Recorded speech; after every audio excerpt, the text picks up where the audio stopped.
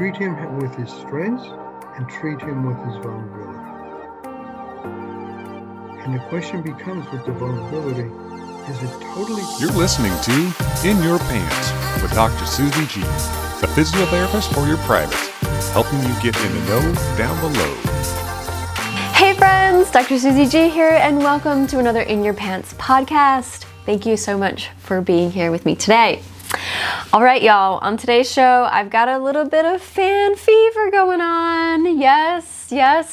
Our guest today is someone who I admire, who I look to as a mentor for support and guidance. And a lot of my knowledge and education really came from the work that our guest has beautifully presented and also shared in their lifetime. And so, yeah, I am really excited to introduce to you Dr. Barry McCarthy. Dr. Barry McCarthy is a board-certified clinical psychologist and diplomat of sex therapy who practiced for 42 years and taught human sexuality for 50 years. His latest book is called Contemporary Male Sexuality, and that's really what we're going to be talking about, and then some. We're going to challenge the old views of male sexuality, and Dr. McCarthy is going to share with us why a new model of male sexuality is really important to embrace. We then review what a good enough sex model is and how that compares to perfect performance, especially around sexual performance and what that sexual script has been for men and continues to be as a sexual script for a very long time. And so we challenge some of the myths around male sexuality so that we can embrace a more humanistic, positive, uplifting, pleasurable, and safe experience in our sexuality with ourselves and also with a partner. Segueing into erotic allyship and what does that look like between couples. We also talk about how to enhance and promote satisfying, secure sexual relationships across all coupleships, whether that's heterosexual, gay, lesbian. So we touch base on comparing and contrasting sexual relationships there. And then we talk about couple sexuality in our 60s, 70s, and 80s. And Dr. McCarthy shares some tips and helpful words of wisdom for all of us in the show today. So I, again, am so excited to share this episode with you, and I hope you enjoy it just as much as I did while interviewing Dr. McCarthy. So without further ado, here's the show. Hope you enjoy it. Be sure to like and subscribe and share away, share the love. Dr. McCarthy, thank you so much for being on the show today. Well, I'm really glad to be here. I always enjoy talking about sexuality and sexual issues.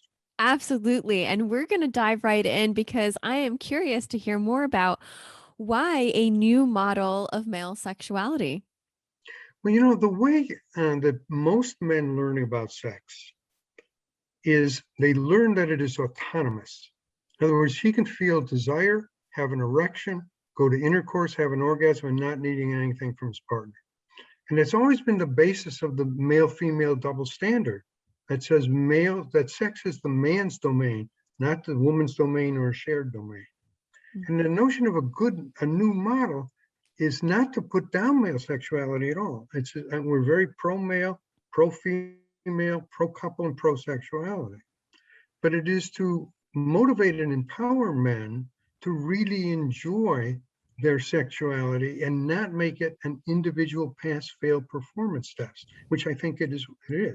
One of the things that really shocks most people to understand is that when couples stop being sexual, especially after age 50, it's almost always the man's choice. Not because he wants to stop being sexual, because he can't be sexual the way he was in his teens and his 20s. And he says to himself, I don't want to start something I can't finish. And that's a really poor choice for the man, for the woman, for the couple. And the idea of the new model of male sexuality is to emphasize that new mantra about sex, which is desire, pleasure, eroticism, and satisfaction. And that emphasizes that men and women are intimate and erotic allies. But the most important issue is that sex is not an individual male performance test. That sex is about sharing pleasure and turning toward his partner as his intimate and erotic ally, whether the sex was absolutely wonderful or the sex was problematic. It gives men and couples much more breathing space to really enjoy sex as a shared pleasure. Absolutely. And it sounds like we're taking pressure to perform off the table in this Right. model. That the basic notion is that sex is about sharing pleasure as a couple, not about individual perfect performance. It's a hard sell. Women, by and large, are more open to that. For males, especially male physicians, male friends, drug company people, the idea is stick with the old model of performance. And that is bad for sexuality and bad for men. Right. That sexual script it causes a lot of suffering. A lot of suffering, it's way too narrow, and you're always one failure away from feeling bad about yourself as a sexual man.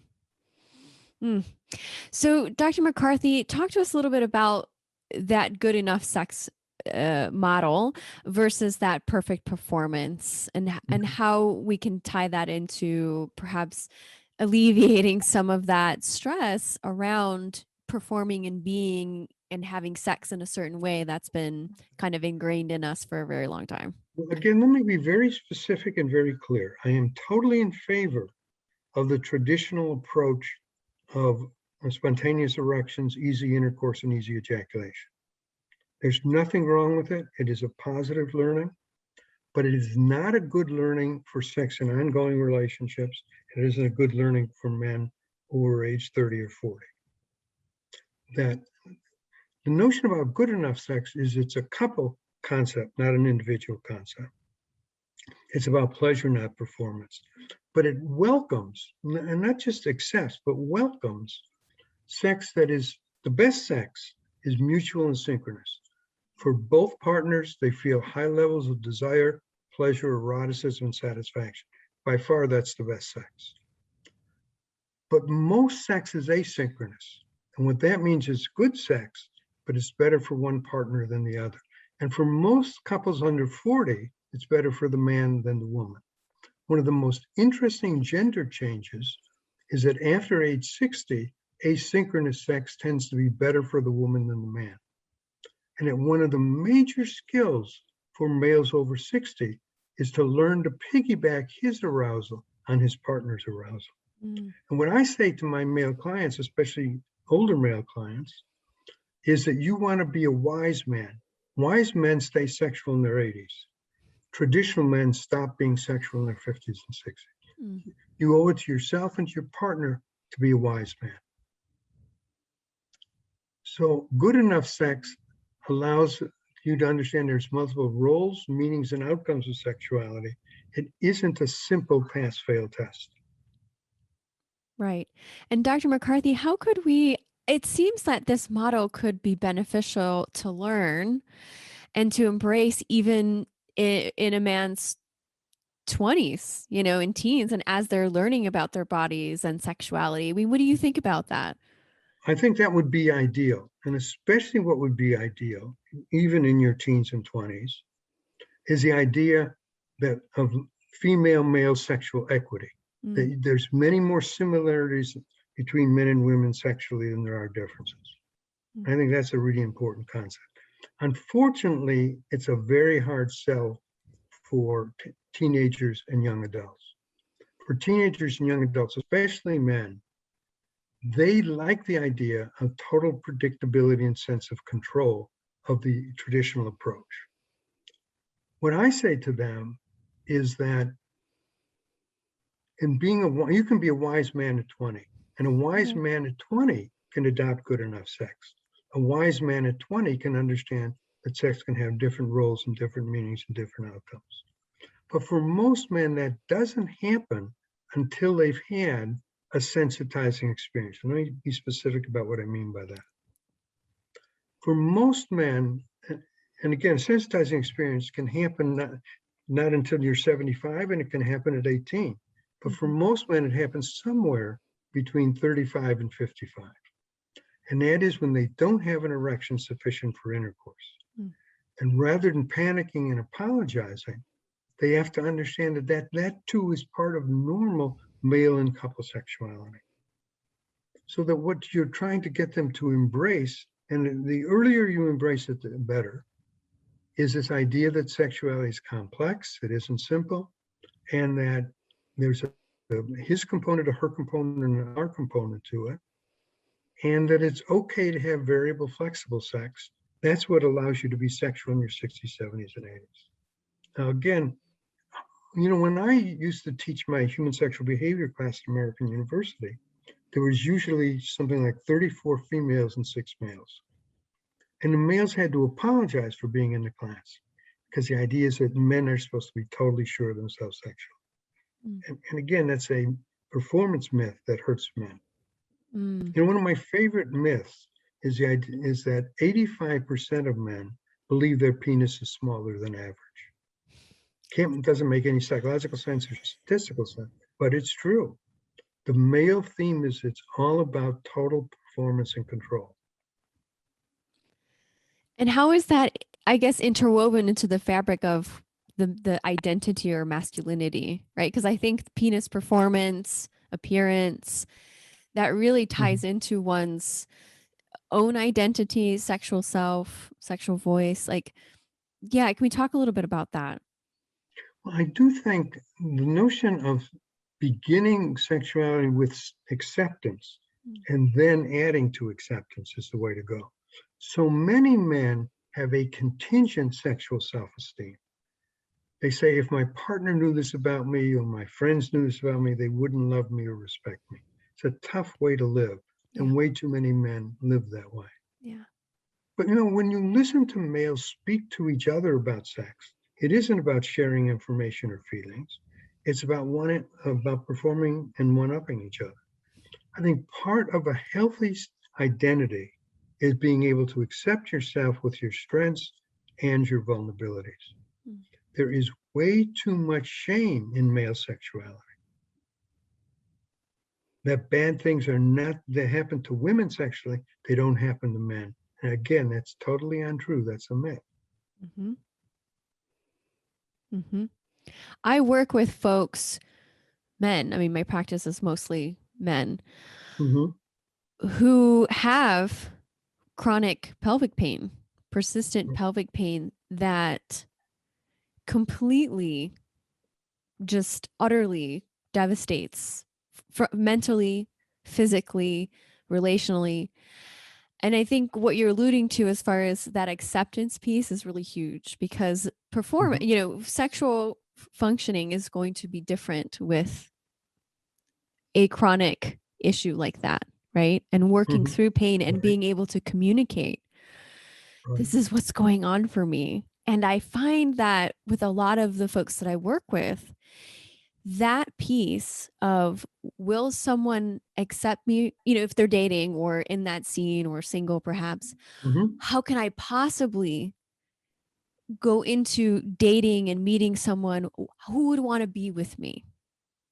I would not be able to provide, to be a quote, a man, because my penis doesn't function normally, right?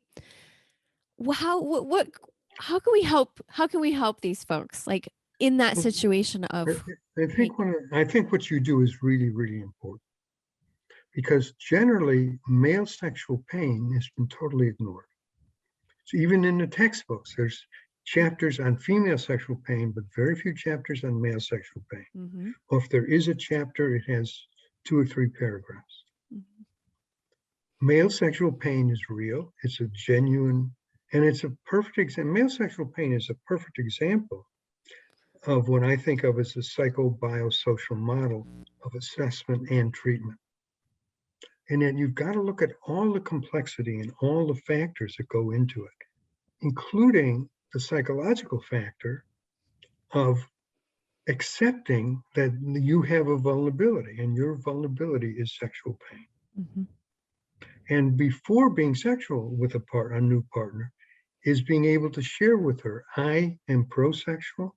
I feel good about sexuality. I feel good about being a man, but I want you to understand that I have a vulnerability, and that is a history about sexual pain. And I need you to be my intimate, you don't do it for me, but be my intimate neurotic ally in helping me and us deal with the sexual pain. Mm-hmm. And that can include, if you were open to it, or she were open to it, of seeing a single consultation with you where you could explain the sexual pain to her, that in a way that would be positive rather than embarrassing or shaming. Mm-hmm. But again, you need specialists in sexual pain because most physicians, especially male physicians, and especially urologists, are not particularly well versed, or not well versed at all Yeah. in understanding or talking to men about sexual pain. Right. Often very dismissed and not affirmed and not validated as my experience of the story. Or having it labeled as psychosomatic and Mm-hmm. blaming the man for it, Mm-hmm. rather than saying this is a very complex issue, biomedically, psychologically, relationally, and we've got to use all our resources. But that's your background is as a physical therapist, is that correct? Correct. That's your original background. So again, that's an incredibly important subspecialty, but it's always been emphasized for female sexual pain, not Yes. male sexual pain. Yes, 100%. And we need to incorporate that as part of the comprehensive treatment of male sexuality, including pain. And one of the most important things is that he not define his sexuality by the pain problem. Mm. That his sexuality is, and he as a man, is much more than the pain problem. Mm. Mm. Now, the other thing that I think is important, and that males almost never feel that they have a right to, is their right to veto something that doesn't work for them. The idea is that real men never say no to sex. Mm. I mean, I've heard that as an adolescent, I've heard that as an adult, I've heard it as a clinician. A real man never says no to sex, and a real man never has a negative sexual experience. Mm. And those are myths that need to be challenged and replaced by something much more human and much more pro-sexual. 100%. I mean, just think about the burden of that throughout one's lifetime, the burden, the heaviness of carrying that around. And then, as you're saying, Dr. McCarthy, life changes, our bodies change, circumstances may arise that are not pleasant. And how do we respond in those situations with a framework or a conceptual framework of this is how it is and should be, that in that moment, so much distress. Right. And again, the goal, if you wind up having pain-free sex, I'm always in favor of that. But that's not the right goal for the majority of men or women. Right. The right goal is to enjoy desire, pleasure, eroticism, and satisfaction, and not feel controlled by the pain. And you do all the things you need to do psychologically, biomedically, relationally, and sexual technique-wise, that allows you to enjoy the sexual experience. That pleasure still is the measure. Yeah. So there's no magic pill is what you're saying, Dr. McCarthy. There's no simplistic magic pill. And in a few cases where there is this, and that's wonderful.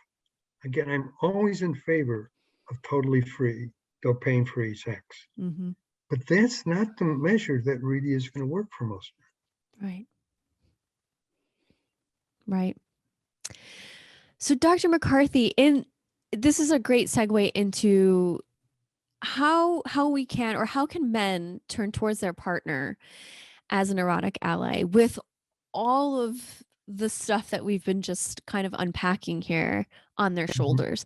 How does one step into that vulnerable space? I mean, there's a lot I can imagine, just based on my own experiences as a woman, but stepping into these vulnerable spaces and conversations is like it takes a lot of courage. It is very difficult. And I'm wondering if we can talk about that and unpack, like, how does one turn towards a partner, whether it's a fairly new relationship or a relationship that has been long term?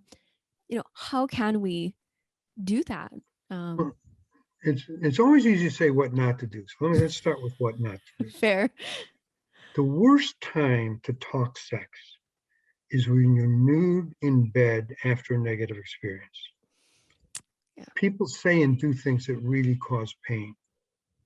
And the other thing not to do is don't apologize and don't avoid. I think the best time to talk sex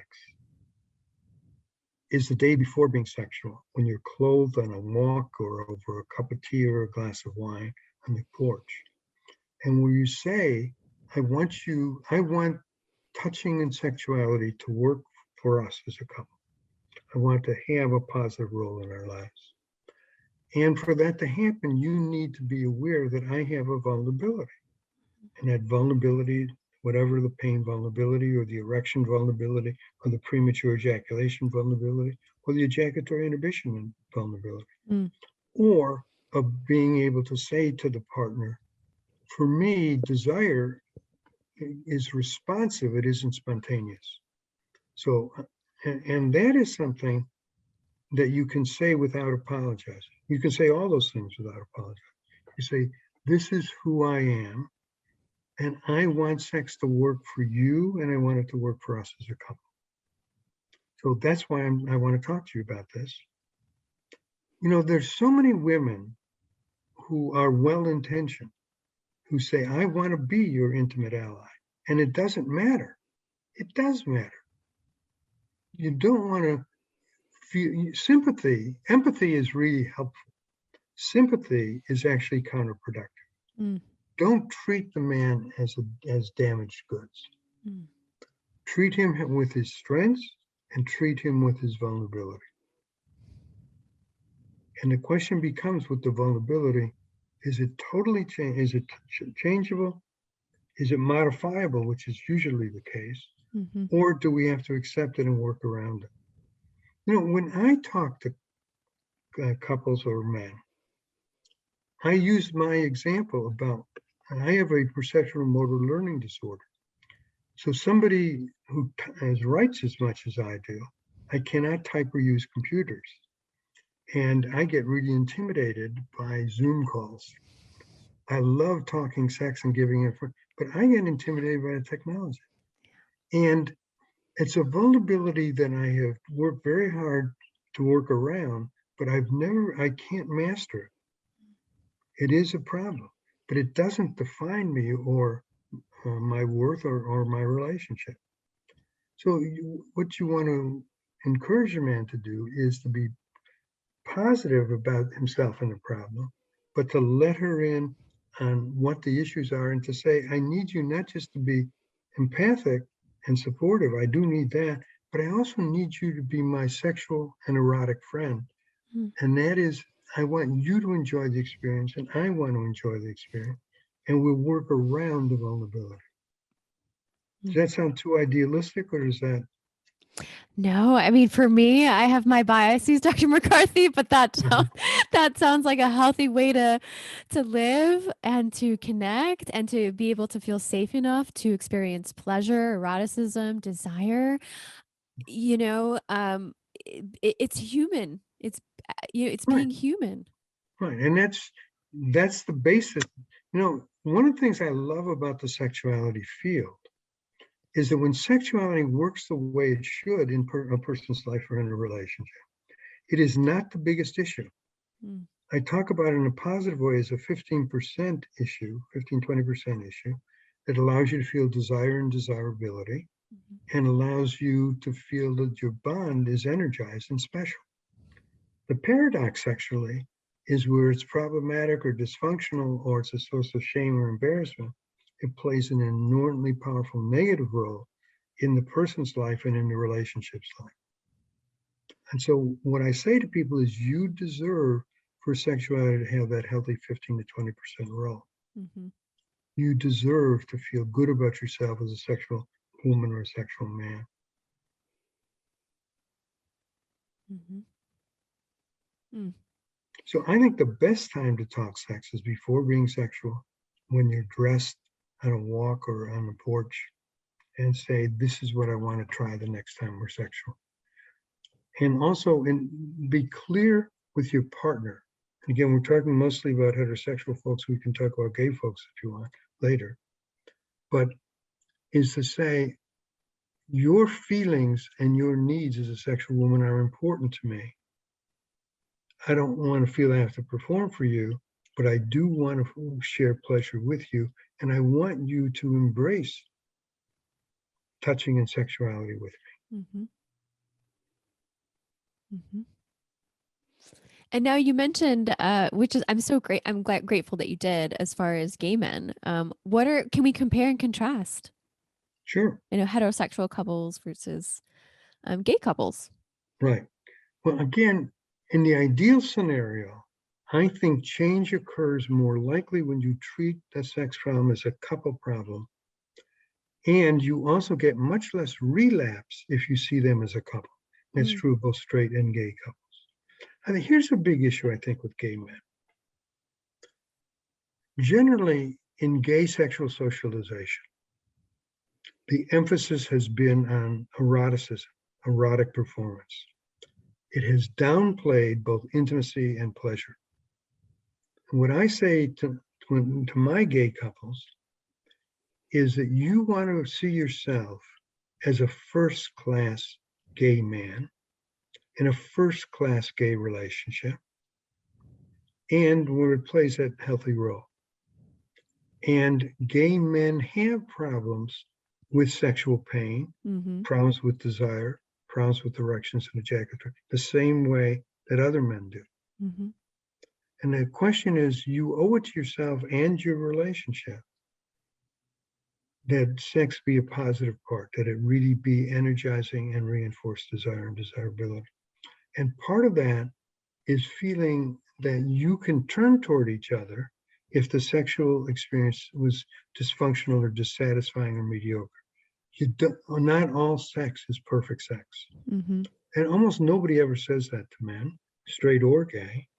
And if you look at porn, where a lot of people get their sex education, there is never dissatisfaction or dysfunction with porn. Right.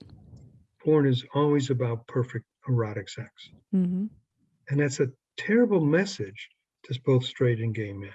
But I think the biggest issue with gay men is the acceptance that for that man, being gay is optimal.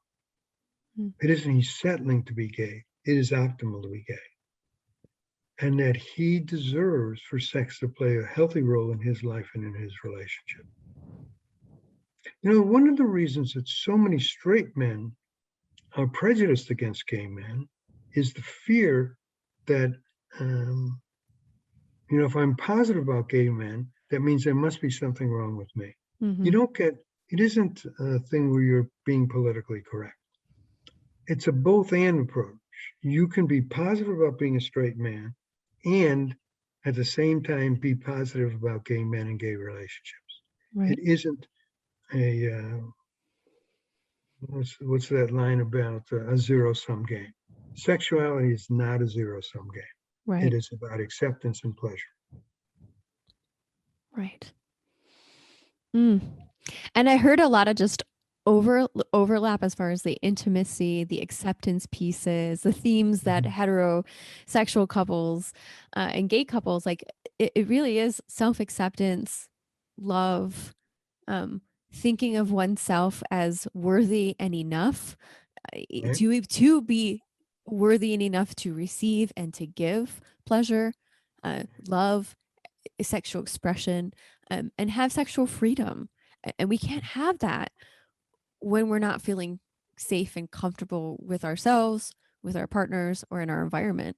Well, the other thing that I would emphasize that I think is not emphasized enough in the sex field is that unless you have the right to say no to sex, you don't have the freedom to say yes to sex.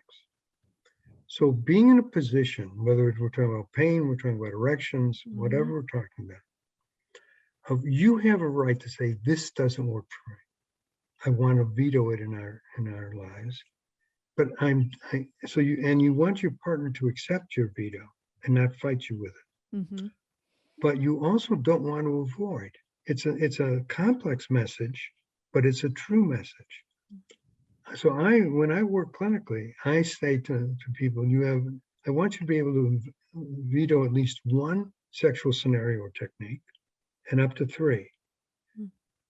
And then have your veto honored, but you don't have a right to avoid, because the more you avoid, the more anxious you get and the more you disown your sexuality. So how would one practically,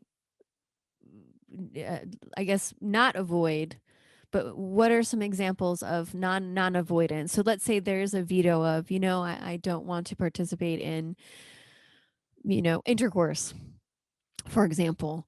How would one still connect, embrace the partner embracing the veto, but also having the person who's doing the vetoing saying, but I still want to connect with you?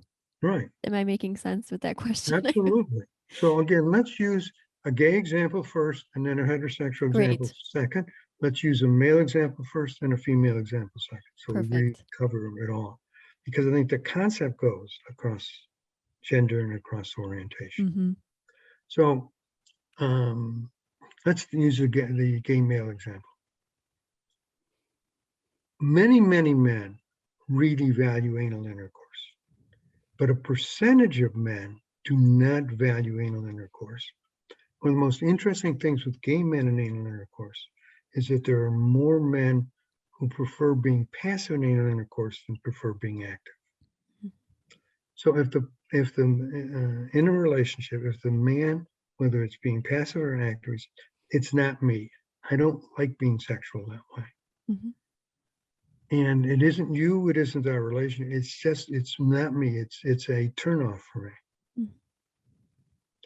You want the partner to accept that, but you also want the partner to come back and say, well, where can we meet? Can we do manual sex? Can we do oral sex? Can we do rubbing sex? Do we do it simultaneously? Do we take turns doing it? Mm-hmm. How do we genuinely engage in a positive way? Okay, now let's use the straight man example. One of the things that is often misunderstood and ignored in male sexuality is that among young men, about 1.5% of young men have a very hard time ejaculating intravaginally. Mm-hmm. And for men over 50, it goes up to as much as 15%. Mm-hmm. So one of the things that they can veto is saying, I don't want to have sex the traditional way, which is only doing stroking during intercourse. Mm-hmm. If it's going to work for me, doing that way of being sexual doesn't work for me. What will work for me is doing multiple stimulation before and during intercourse. What will work for me is both giving stimulation to my partner. Let's use a heterosexual example, giving breast stimulation, giving kissing stimulation, giving buttock stimulation, and receiving testicle stimulation. Mm-hmm. That's what works for me. So the issue is what really does engage me and is pleasurable and gets us into an erotic flow. And I feel safer knowing what won't work. Mm-hmm. Whether you thought it was normal, I thought it was normal, but it just doesn't work for me. I have a right to say no to sex so I can really engage and enjoy sex. Now, can we use a female example? Is this absolutely? Absolutely. No. I don't want to lose you or lose the audience. No, we're good. Absolutely. Let's so let's more use examples. The female example. A very large percentage of women, I know this is a big fight. That's it. Let's look at the data on orgasm and then talk about vetoes. Remember the data. Only 1 out of 6 women orgasms the way men orgasm. She has a single orgasm during intercourse without needing additional stimulation. For her, that's her sexual voice. That works for her. There's no reason to change it. She ought to embrace it. Mm-hmm. But for 5 out of 6 women, that doesn't work. And one of the most typical things in my experience that women will veto is they will veto the traditional approach to couple sex. She is passive during foreplay, and he decides when to transition to intercourse. Mm. One of the things that has really been helpful to many of my couple clients with that as the females issue is veto that. I veto traditional foreplay and intercourse. I want to replace it with something, and that is I want to replace it with responsive female sexual desire. That rather than expecting to spontaneously feel desire, I start a sexual encounter at neutral. And when I engage in touching as well as being touched, for many women, touching is just as arousing as being touched. So, but it's also that she's active, and that she doesn't transition to genital stimulation until her subjective arousal on a 10-point scale, 10 being orgasm and 0 being neutral, is at least a 5 or 6, and ideally is a 7 or an 8. That is extremely helpful to very, very many women. And I think the other thing that is important is that orgasm is not the right measure for female sexual satisfaction. Good point. I'm totally in favor of female orgasm, but it isn't a pass-fail test again. Right. You know, one of the most valuable learnings, and I almost always do this when I see couples, is have an experience where the man was orgasmic but didn't particularly like it. The woman was not orgasmic and felt really good about it. Satisfaction is more important than orgasm. And satisfaction means you feel good about yourself as a sexual woman, more energized as a sexual couple. Again, it's pro-orgasm, but it's not this rigid performance orientation to orgasm. Yeah. Fluid, flexible. Right. And also, I think one of the things that really helps so many, and it's also true of men, but especially women, and that is to value afterplay. Not afterplay to re-arouse, but afterplay as a way of sharing pleasure, of feeling connected, of saying that was fun. I'm glad we did that. Afterplay is ignored way too much. You know, one of the most interesting issues with lesbian couples is that they report higher levels of sexual function, but lower levels of sexual frequency. And I think that the issue there is that there's a tendency to have a best friend relational style, but that winds up de-eroticizing the partner and de-eroticizing the relationship. That the name of the game I'm a big fan of intimacy, pleasuring, and eroticism. But the big issue with intimacy is to find the right degree of intimacy that allows you to feel connected, but not so much intimacy that you de-eroticize your partner and you de-eroticize the relationship.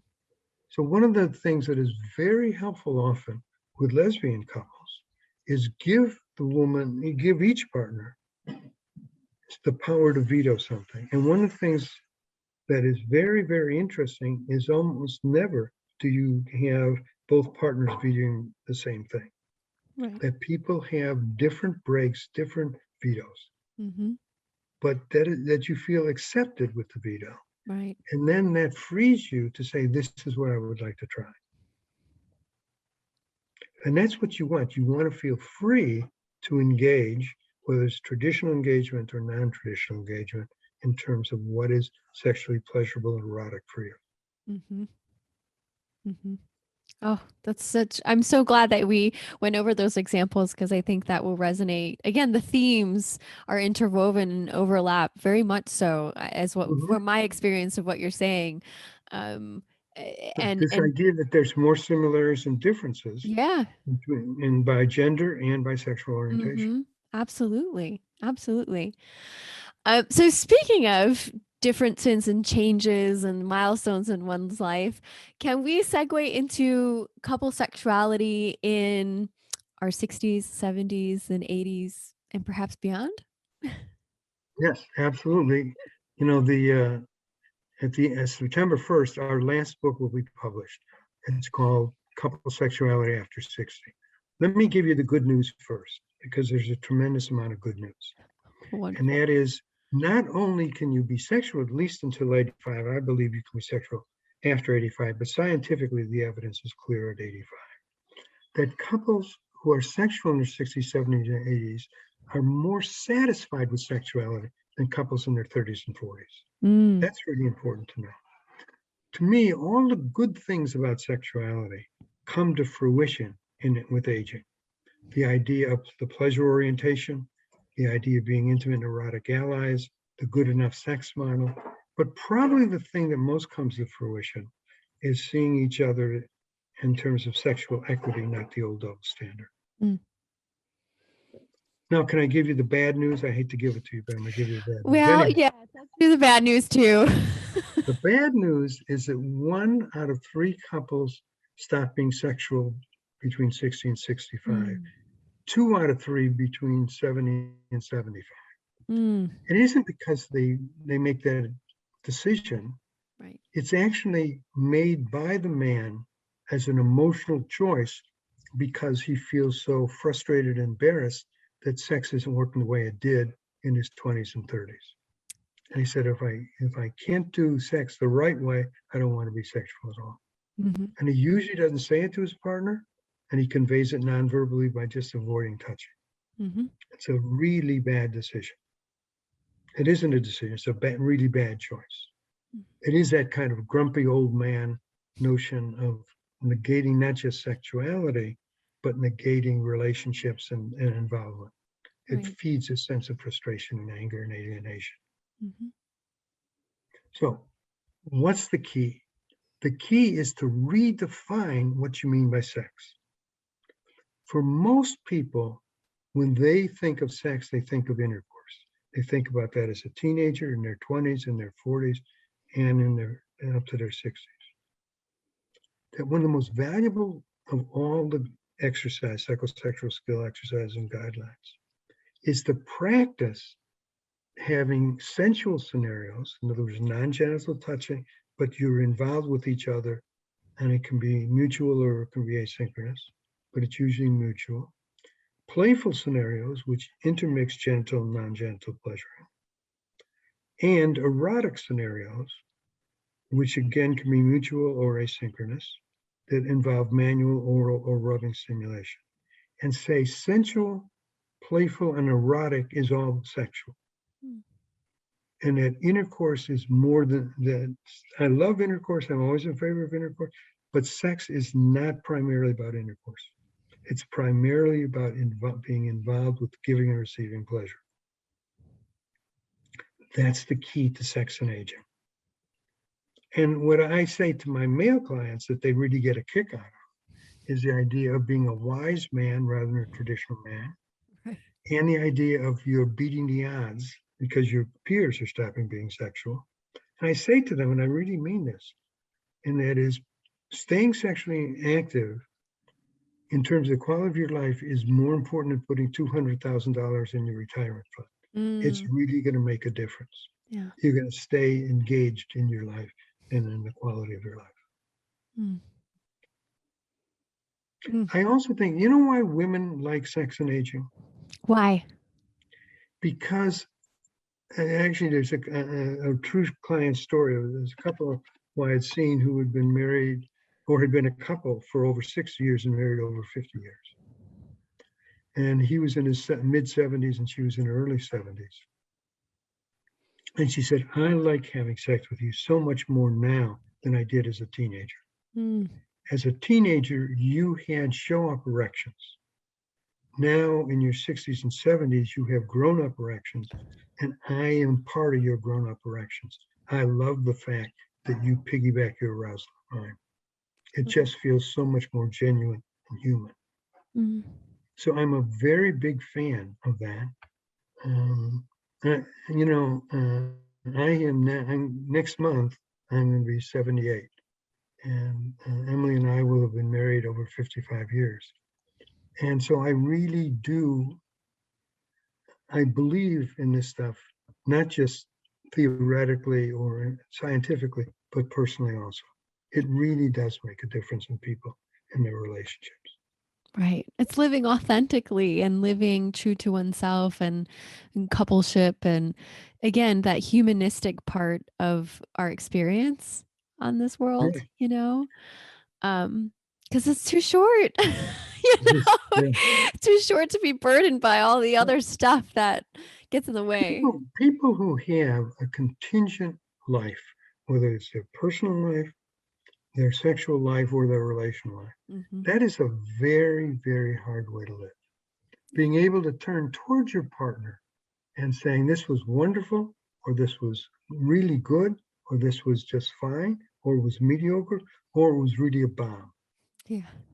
That's a good thing. And, back to your thing about pain, the only thing that I would tell your clients about pain is what you cannot do is apologize or avoid. Mm-hmm. You can do everything else, but don't apologize or avoid. 100%. Great advice.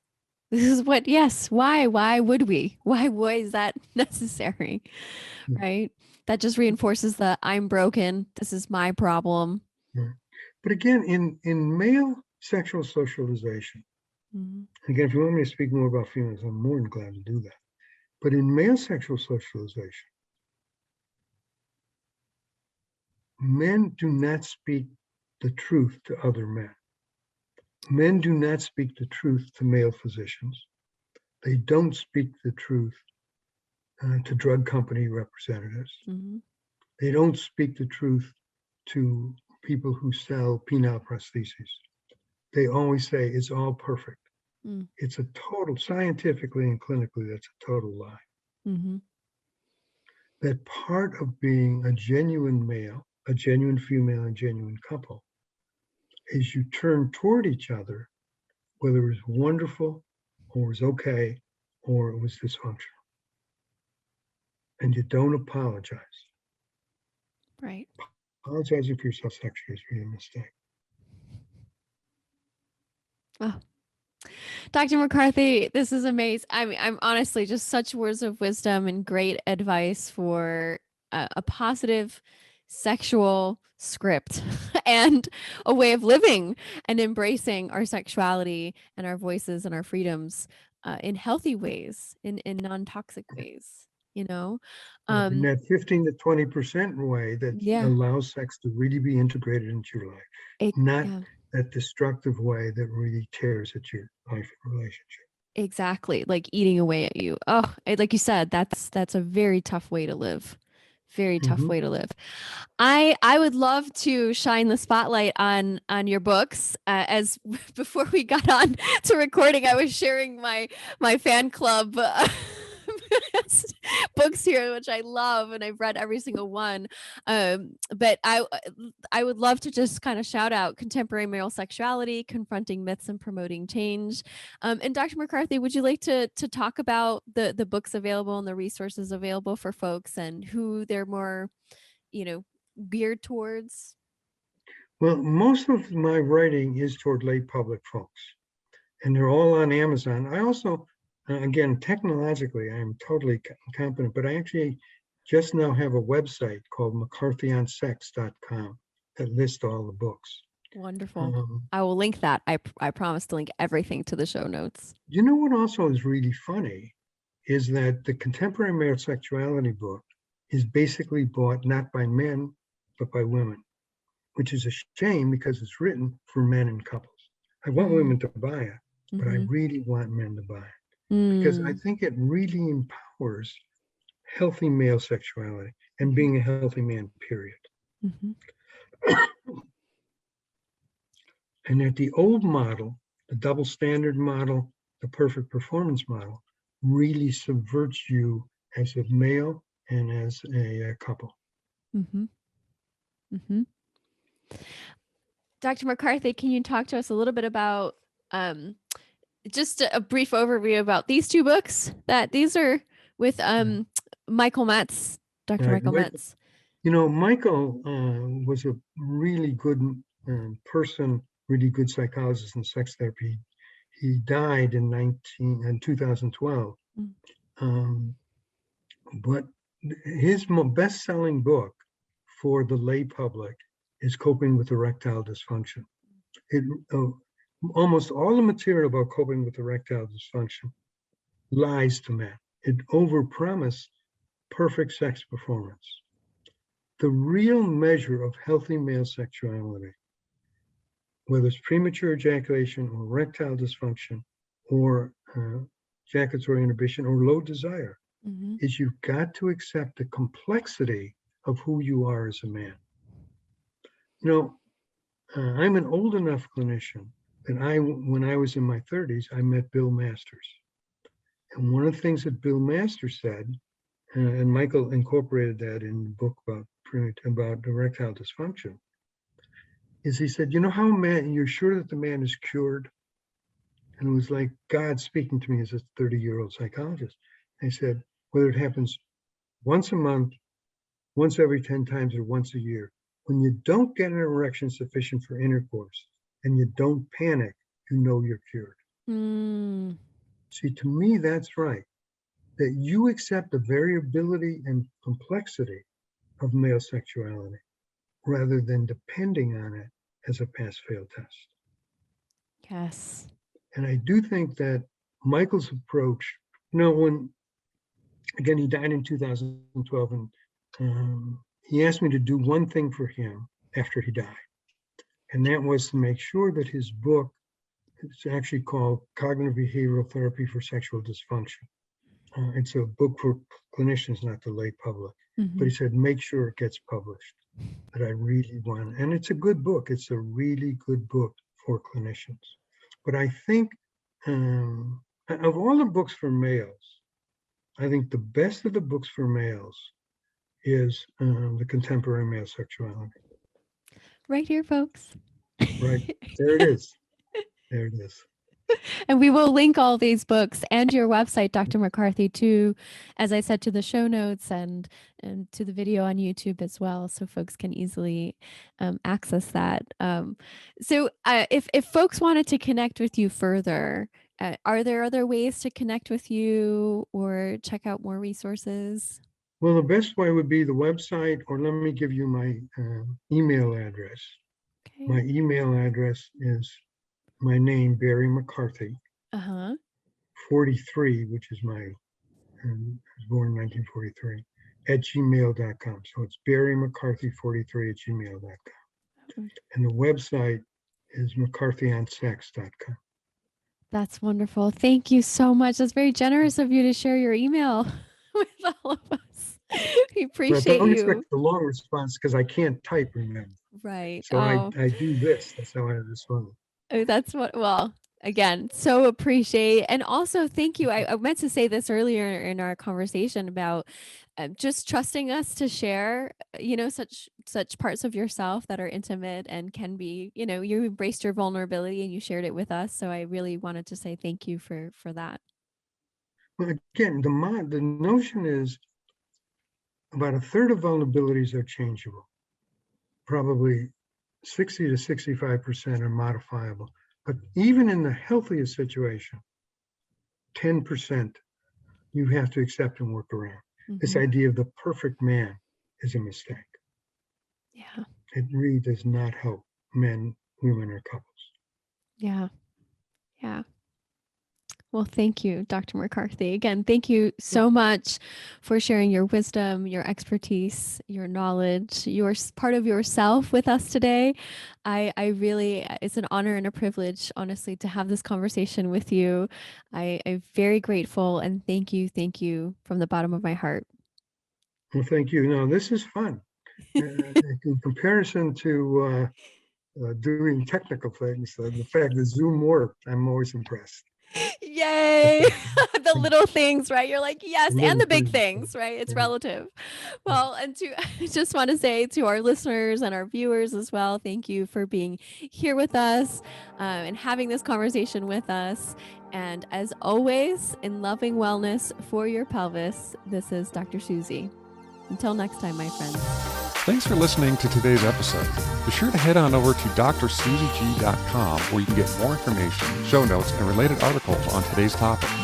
Also, if you like what you're hearing, head on over to iTunes, subscribe to the podcast, and leave us a rating and review.